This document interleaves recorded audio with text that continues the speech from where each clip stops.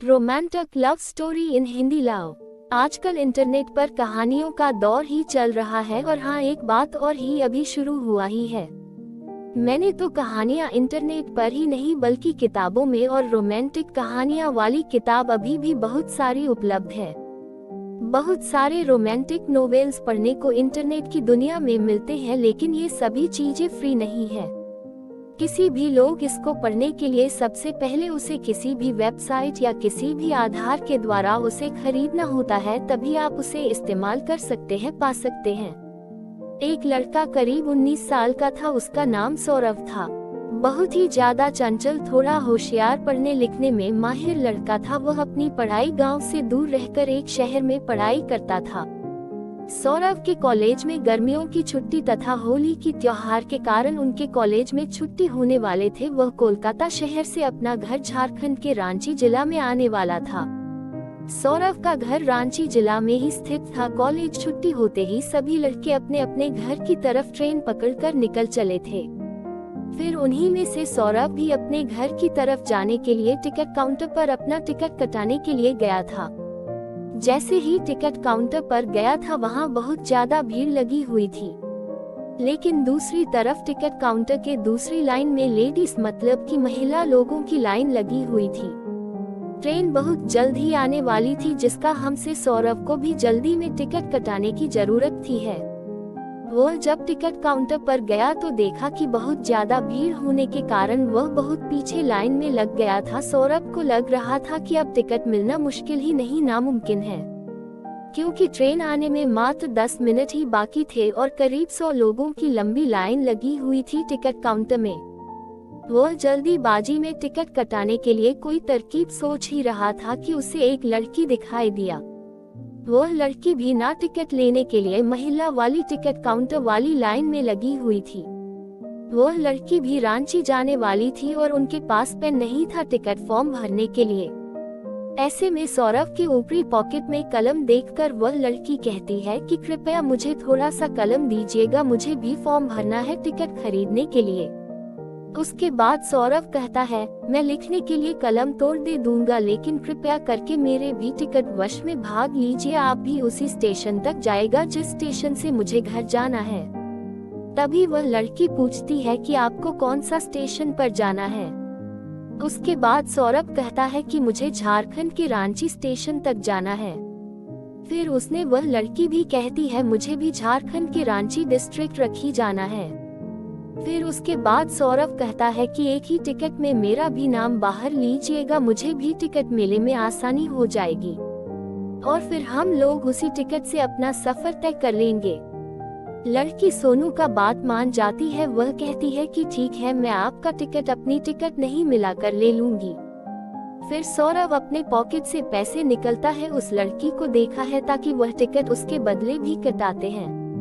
हम दोनों आदमी टिकट लेकर दौड़े दौड़े ट्रेन के पास आता है। जैसे ही ट्रेन में दोनों आदमी चलते हैं, ट्रेन को 1 मिनट में अपना इंजन चालू करके चल पड़ती है। हम सांवरा और वह लड़की दोनों चैन की सांस लेते हैं और दोनों आमने सामने वाली सीट में बैठकर बातें करने लगते हैं। हावड़ा स्टेशन से रांची स्टेशन जाने के लिए करीब करीब 8 से 9 घंटे लगते हैं, और वह भी यह सफर रात का सफर होता है। वही वहां से ट्रेन है, रात में ही चलती है। ऐसे में दोनों को बातचीत करने के लिए मौका मिल जाता है। दोनों अपनी अपनी सीट पर बैठकर दोनों एक दूसरे से बातचीत करना शुरू कर देते हैं। गाड़ी चलते ही थोड़ी देर होने के बाद वह लड़की कहती है कि मुझे खाना खाना है, मुझे भूख लगी है। तभी सारा कहता है, जी ठीक है, आप खा लीजिए, मैं बाद में खा लूंगा, मुझे अभी भूख नहीं लगी है। इतना सुनते ही वह लड़की भी कहती है कि जब आप खाएगा तो ही मैं खाऊंगी। तभी सौरभ पूछता है, क्या ऐसी क्या बात है कि जब भी मैं खा लूंगा तो ही तुम खाएगी ही। तभी वह लड़की कहती है कि हम दोनों साथ में जा रहे हैं, मैं अकेले खाऊंगी, मुझे अच्छा नहीं लगेगा, इस कारण से मैं जब आप खाएगा तो ही नहीं खाऊंगी।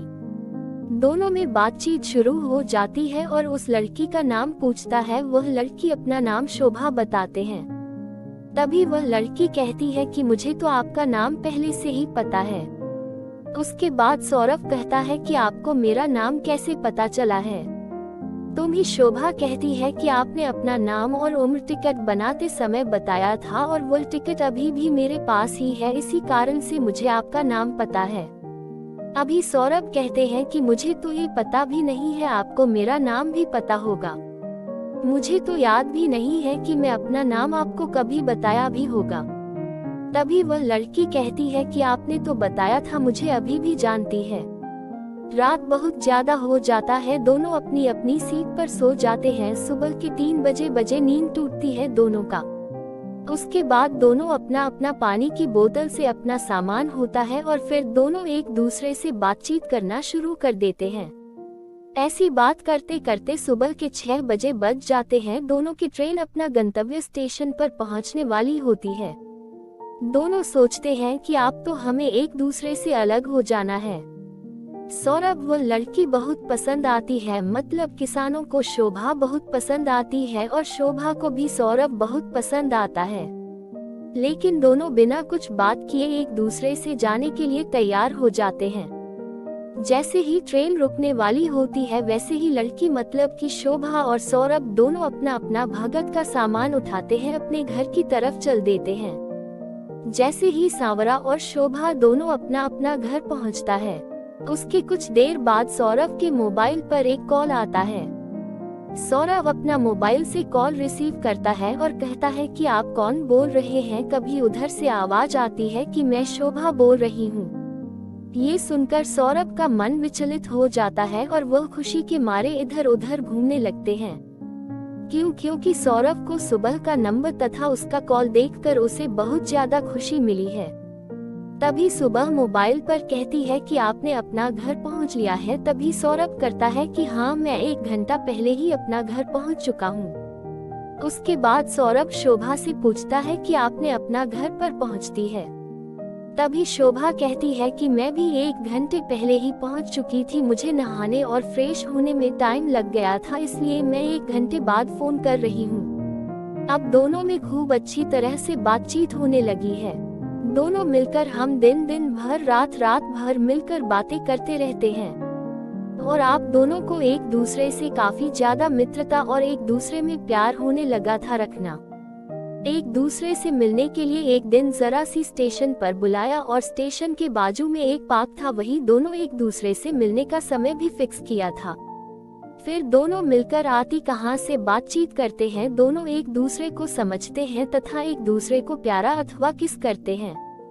उसके बाद दोनों अपनी शादी के लिए अपने अपने घर वाले को कहते हैं। घर वाले दोनों के घर वाले से बातचीत करते हैं और शादी के लिए राजी हो जाते हैं।